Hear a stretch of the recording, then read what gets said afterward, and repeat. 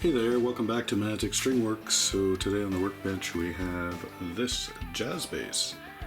So this is a 2004 Squier Jazz bass. I really like the color.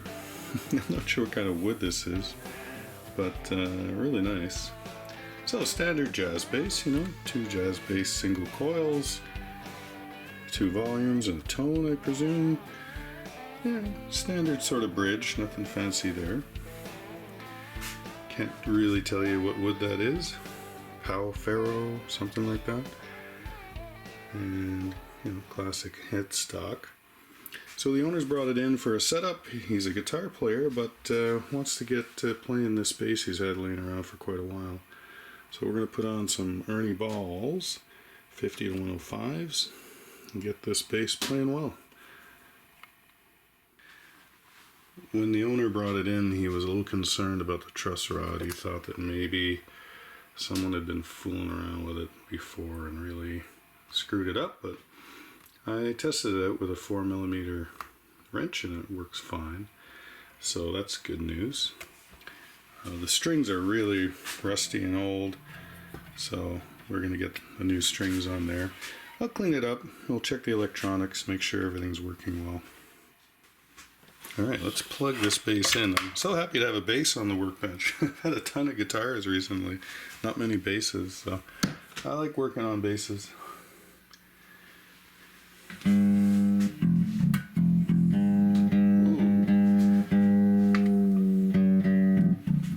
Okay. Let's turn these off. Sound a little dirty, especially that tone pot. Wiggle this around, that's good and solid. Okay, let me just do the tap test here. Put both of them on. Yeah, so that's good. Before I do any setup, it's kind of fun just to measure. And you can use a measuring tape, a good quality measuring tape. Press it up against the face of the nut, and of course this is a 34-inch scale, so you want the takeoff point of the saddle to be at 34 inches for the first string. So this one's, well, a little more than an 1/8 off, so I'm going to draw it in before anything. I want to set that one to 34.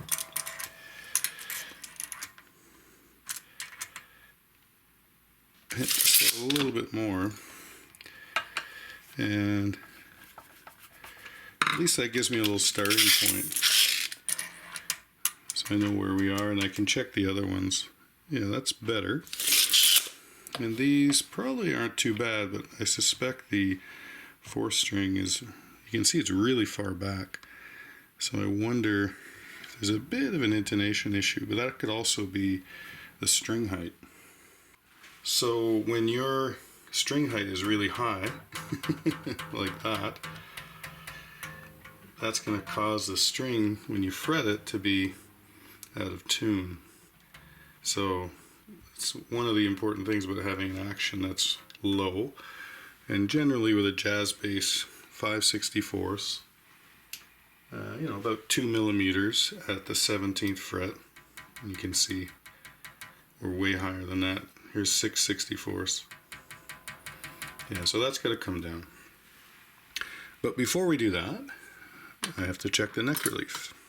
So on a typical bass, I like to see about 10 thousandths at the 7th fret of relief. So capo on the 1st fret, and we'll press down around the neck joint here. It could be the last fret, it's up to you, as long as you're making a straight line, right? So let's try 10 thousandths. At the, right, 3, 5, 7, not even touching, 12, not even touching. So I checked to see if the truss rod turned when the owner dropped it off. So let me give it a few turns and see if we can straighten out this neck a little bit before we do any adjustments. So I'm going to loosen the A string and the D string. That'll give me better access to the truss rod. Using a 4mm wrench. So we want to tighten it so when you're looking down the base, it's righty-tighty, lefty-loosey, clockwise or counterclockwise. So make sure that Allen key's in there properly. Now I'm going to give this a good turn here.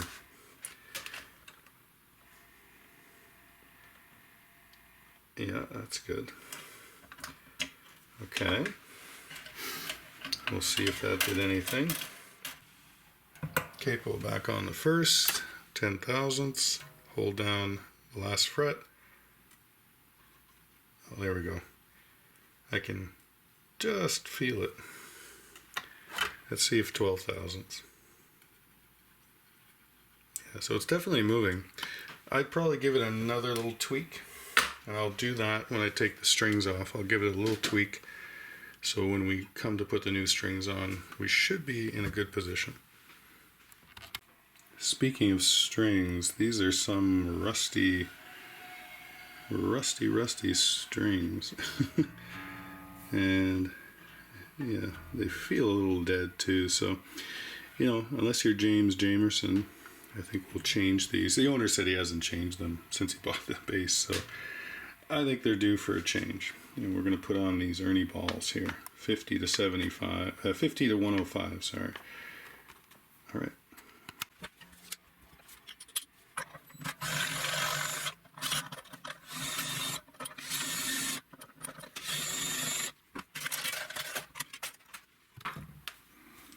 All right, well, I'm going to cut these strings here because I don't want to pull out the curly Q ends.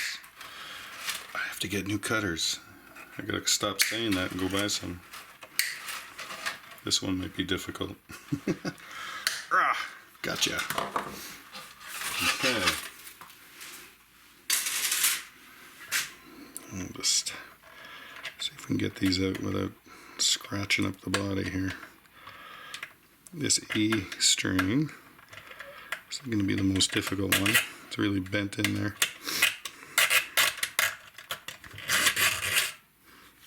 So if you're worried about scratching anything, right, you can put a piece of tape under there, a piece of board, something that'll, you know, protect the body. It's really just that E string that was a little difficult. I do like to keep these first and second strings from basses a lot of times. I use them to poke out things, so good idea to keep them around. They're stiff, so they work well. All right, let's get this control plate off, and we can clean up the pots with some contact cleaner.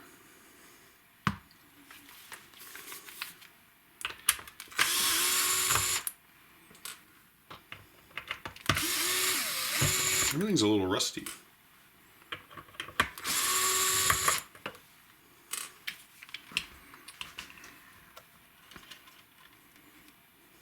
Okay, well, so these are the smaller pots. 500K, interesting. A lot of times you'll see 250s on here, right? Okay, so I'm going to give these a cleaning. Just going to put down a cloth. Contact cleaner doesn't harm anything, but don't want to make a big mess. Make sure to spray it inside the pot as much as you can get in there. Find an opening, give it a good spritz. Doesn't hurt to do the output jack too.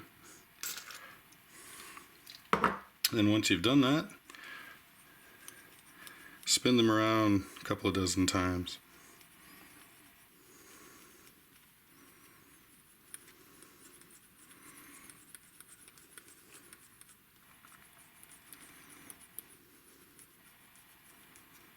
Yeah, just like that. Now I'll test it out again. A lot of times I'll do this twice, right? Because first time might just get things cleared out. The second time you'll pretty much guarantee you're cleaning it. Well, that sounds a lot better. especially that tone pot, which was really noisy. That's just because it's out of the control cavity. Okay, I'll clean them one more time and then put them back. Gotta love a jazz bass. Pretty simple, eh? Even better than a precision where you have to take the whole pick guard off because it's one piece. This one you can get at the components very easily, so that's a nice little innovation on this jazz bass versus the original P bass. Give this a little wipe and we'll have a look at the frets. Well, it's not surprising that this bass that had very dirty, rusty strings has very dirty frets. Just a layer of dirt, a little bit of corrosion, excuse me, over each one of the frets. Actually pretty even, it's like a patina almost. So I'm always curious, if I just take a 400 grit fret eraser, and let me just run it over a couple of times. You can see how it's going to clean it up pretty good. Yeah, already that's better. Okay, but I think I'll start with, use the 180s and move up to 400 and then 1000, then probably some steel wool afterward. Okay, well, we've got the fret erasers, so 180 grit, 400 and 1000. So I'll just go over these frets about 10-12 times each with each grit, and I'll probably run them over with some steel wool after too. And there's no divoting really. They're a little dirty. Well, that looks a lot better. I think you can see it in the light thing. Yeah, there we go. Nice and shiny. Yeah, we don't need to do steel wool. They came out really nice. Put a little Ultimate Lemon Oil, Dunlop 65.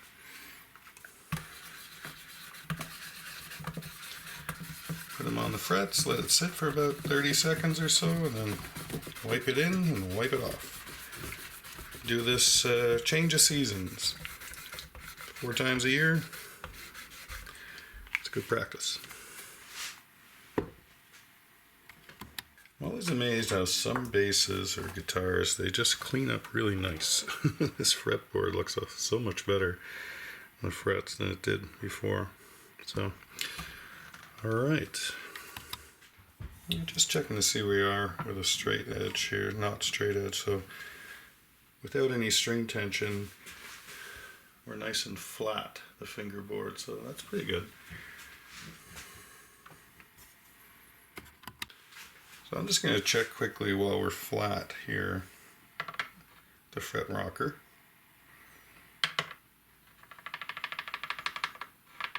A little bit of rock there, nothing there, a little bit there, nothing there, a little bit there, a little bit there, a little bit there, a little bit there. Good. Good. Okay, the rest of the fretboard is fine. We had some issues up here. Now, that doesn't necessarily mean that the frets need to be re-leveled or anything. Just sometimes they've come up a little bit. Yeah, right here, you can see. Yeah, there too. I'm going to bring the camera in close. Well, I hope you can see this on the camera. So I've got a 4/1000 feeler gauge here, super thin. And you can see if I run it along the fret, it wants to go under, right in the middle right there. Not so much on the edge. Do this one, same thing. The middle wants to run under, but the edge is fine. Let's do this one, same thing. Yeah, so it looks like we've got some frets that weren't pressed in quite all the way. So one way I can fix that, or try to at least, a little bit of oil, the lemon oil is still coming up, is I'll just use, here's an old block, it's a Jenga block, and it's got a bit of a groove in it, and if I put it over the fret, and just lightly tap with a hammer a few times in the middle,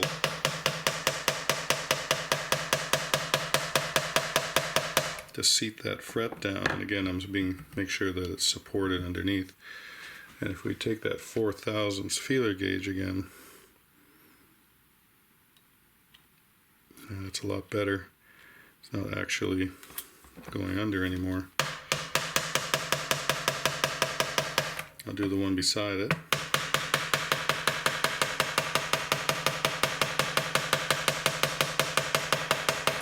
Again, more in the middle. It still wants to go under a little bit. This one definitely is better. So this doesn't always work.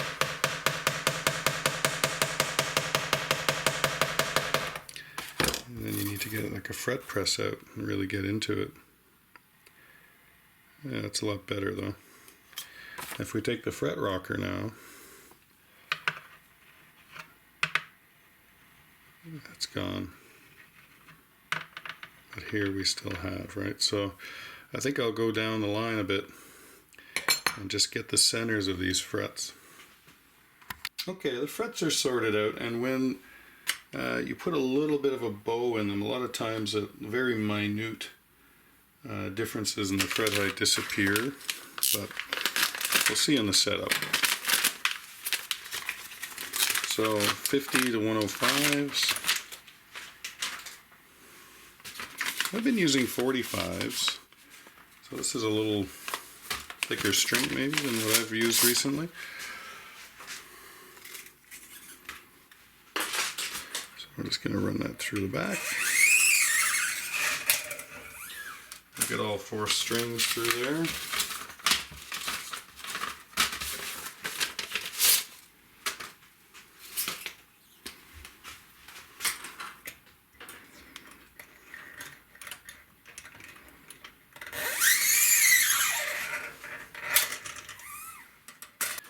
So I can't really get this string through there easily and pulling it through, so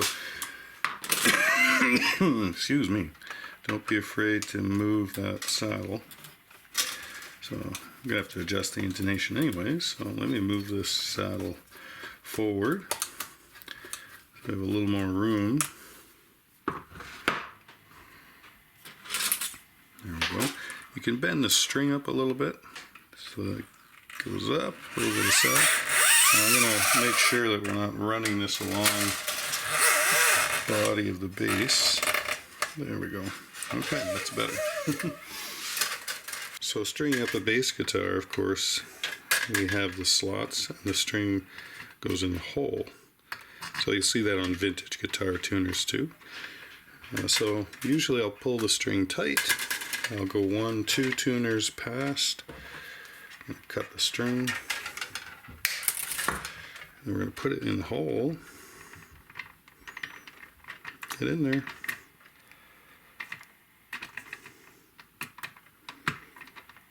There's a little burr on the end of that. Huh. Cut that again, a little bit off. See if we can get that in. There we go. And then wrap it around. At least once, you should be able to. There we go. And then just tighten it up. You're not going to have a ton of wraps. You're going to have 2, maybe 3 wraps. You don't want more than that. There we go. Good. Let's do the next one. Okay, well, we're all strung up here, but I just noticed, and maybe I didn't notice it before, this bushing has decided to pop up. So we have to take the string out Let me see if it goes back just by hand. Okay, there we go. When the wood dries out, things like that are pressure fit, well, sometimes, you know, the wood shrinks and then they'll loosen up a little bit, so that can happen.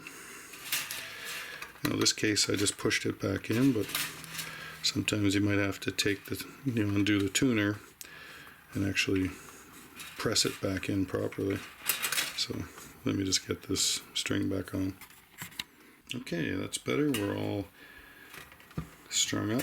Don't forget to pass your strings, first and second, under the string tree, which you will see on all jazz basses. Okay, let me tune this guitar up. Okay, we're all tuned up. And now we need to stretch the strings, and then we'll let it sit for a while. So just give them a good yank, especially bass strings. They're all wound, so they really need to be stretched.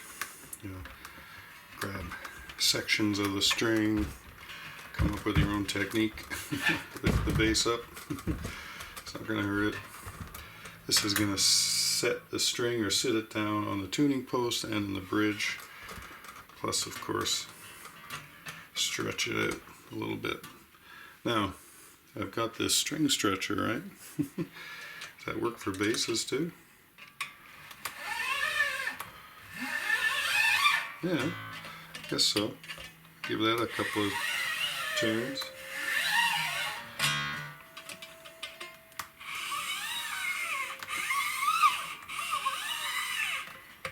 Yeah, it seems to work. The bigger string here, I really push along, but the idea is that you're stretching the string back like that as you go. So yeah, I think that'll work. I'll pull that out a little bit. Now this was in tune. Let's check and see how much we pulled out of this string. Oh, the G's still pretty good. The D's gone flat. They're not going to stretch as much as a guitar string, but they will. You should stretch, you know, a semitone if you can. Alright, well, I'm going to let this sit overnight and tackle the setup tomorrow. So this bass was fighting me a little bit, so I had to give it a little mechanical assistance. So I've clamped it down here, got a little pivot block and a clamp to create a nice back bow. And then I've tightened the truss rod all the way. So you loosen it first until it's loose, bend the neck into a back bow, and then tighten it all the way. Then when we put string tension on it, we should only have to release the truss rod a little bit. Let's hope it works. Okay, well, after wrestling that neck a little bit, I was able to get the relief to right just at 12 thousandths, which is sort of as high as I would normally go. Just touching there. So I find a lot of Squiers. This is about a 20-year-old guitar. A lot of them from the early 2000s. I find that they have soft necks, I want to call it. So anyways, I've got it to where it can go.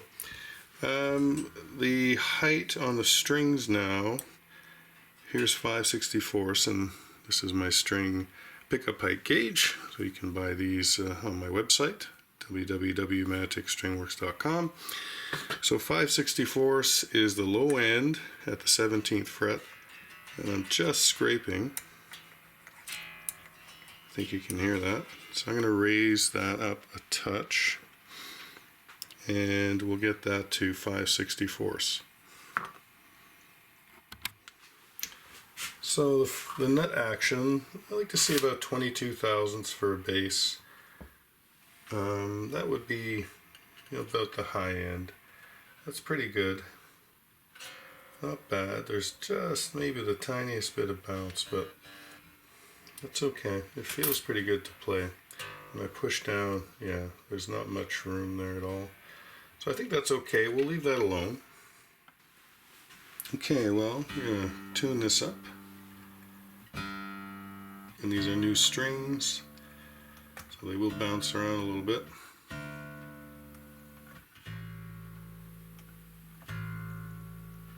Always tune up to the note from below to the harmonic.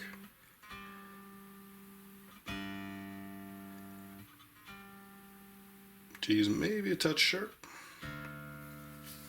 The D, a little flat, a little flat, flat. So the G is a little sharpish, right? So we want to lengthen the string to right here. So I'm going to take off some of this. I'm going to slacken the string a bit. So we want to pull this saddle back a little bit.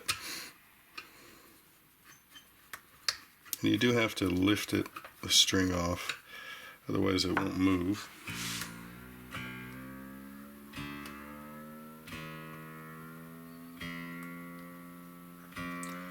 Tune it up. Again, these are new strings, so they don't hold tune as well. It's harmonic. That's pretty good. So the D, I think we were a little flat on the D, eh? So I'll do the same thing, but this time we're going to sharpen it up. So we're going to move that saddle forward a little bit and lift the string up so that the saddle can move.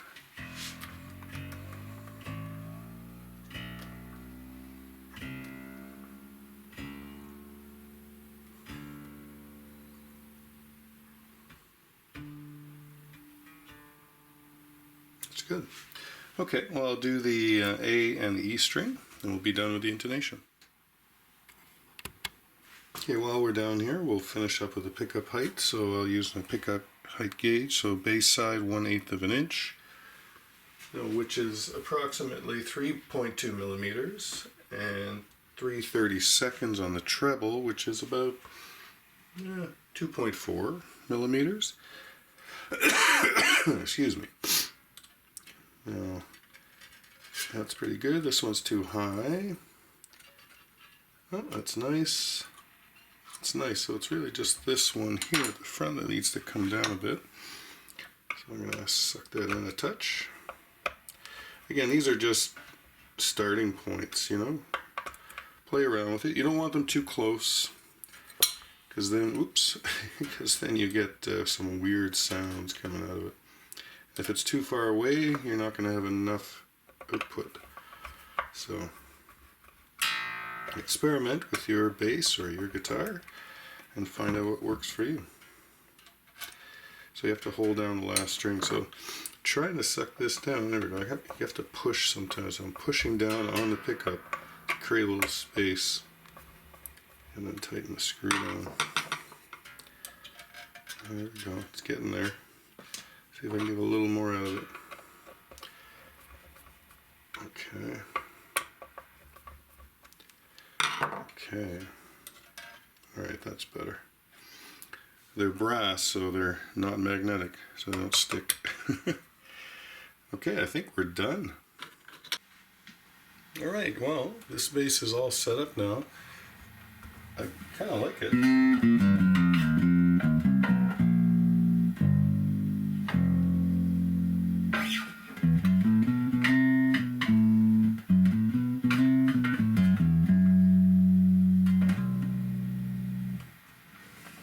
Plays pretty well. We're set up at about 5/64 with the 17th fret. We have just about 12 thousandths of relief, 22 thousandths at the nut. Again, that's sort of the high end, and an 1/8 and 3/32 for the pickups. It's intonated as good as the guitar will intonate. No noises coming out of it. Seems good. All right. I'll give the owner a call and he can pick up this bass and start wailing away. Tell me what you think of it. I think it's pretty good looking. I like the wood. Alright, take care. See you in the next one.